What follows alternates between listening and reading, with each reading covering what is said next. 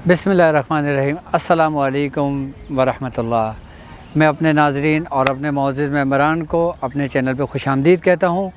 और आज हम एक नया मुनफरिद सिलसिला हम शुरू करने जा रहे हैं और ये सिलसिला इंशाअल्लाह ताला आपके लिए बहुत फ़ायदेमंद साबित होगा। और आप जो ये वीडियो देख रहे हैं ये इस सिलसिले की तारुफ़ी वीडियो है।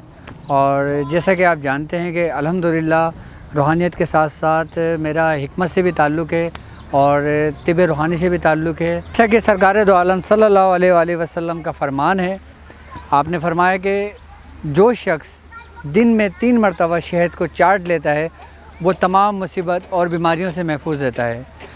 तो नाज़रीन, हम आज आपके लिए जो एक सिलसिला शुरू किया है वो हमारा शहद के मुतालिक है।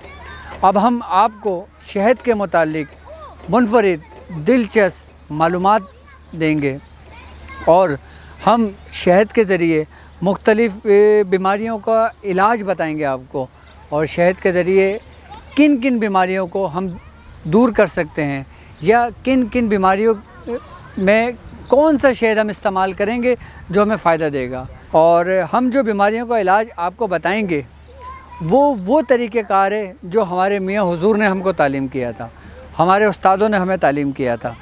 और हम इस शहद के ज़रिए आपको बीमारियों का इलाज बताएंगे।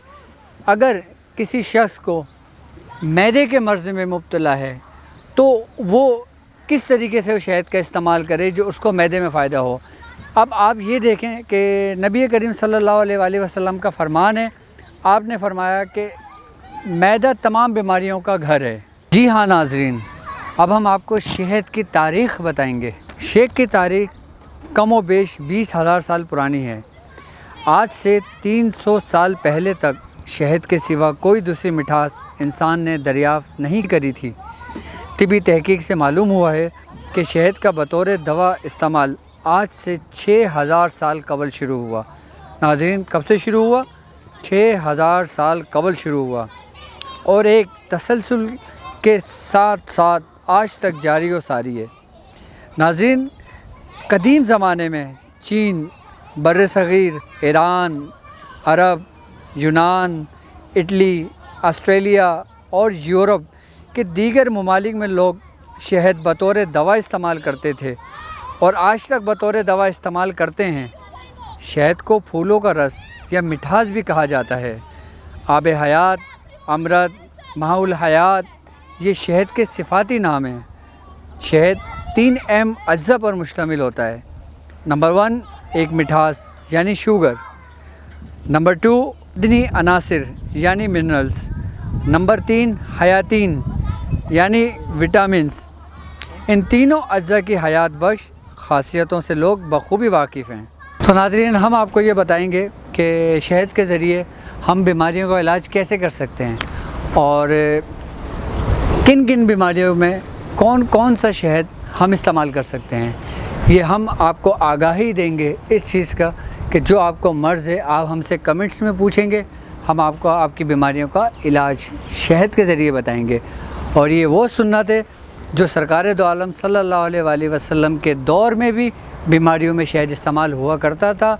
कदीमी ज़माने में भी इस शहद का इस्तेमाल हुआ करता था। जैसे कि मैंने आपको बताया कि शहद की तारीख़ 20,000 साल कबल की तारीख़ है, तो यकीनन शहद अल्लाह की नेमतों में से एक नेमत है। बाकायदा कुरान में इसका वाज़ेह ज़िक्र है, बिल्कुल तफ़सील से ज़िक्र है। और सबसे ख़ास बात यह है कि अगर आप किसी दिल के मरीज़ में मुब्तला हैं और आपके वॉल्व ब्लॉक्स हैं, इसके अलावा आपके दिल में कोई भी प्रॉब्लम हो, तो हम आपको बताएंगे कि आप कौन सा शहद इस्तेमाल करें जिससे आपको ये फ़ायदा हो सकता है। और दूसरी बात ये कि सरकार दो आलम सल्लल्लाहु अलैहि वसल्लम का फ़रमान है, आपने फ़रमाया कि मैदा तमाम बीमारियों का घर है। अगर आप अपनी मैदे की इस्लाह कर लेते हैं, मैदे को अपने ठीक रख लेते हैं, तो आप काफ़ी हद तक अमराज से बच सकते हैं। इस शहद की ख़ास बात ये होगी कि मुख्तलिफ़ जड़ी बूटियाँ हम उसका पहले एक्सट्रैक्ट निकालते हैं।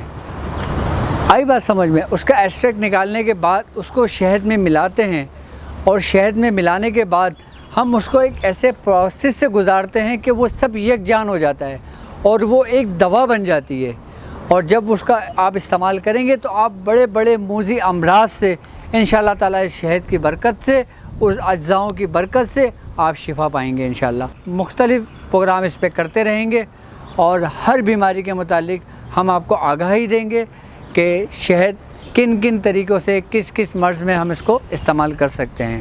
اب مجھے اجازت دیجیے۔ السلام علیکم ورحمۃ اللہ۔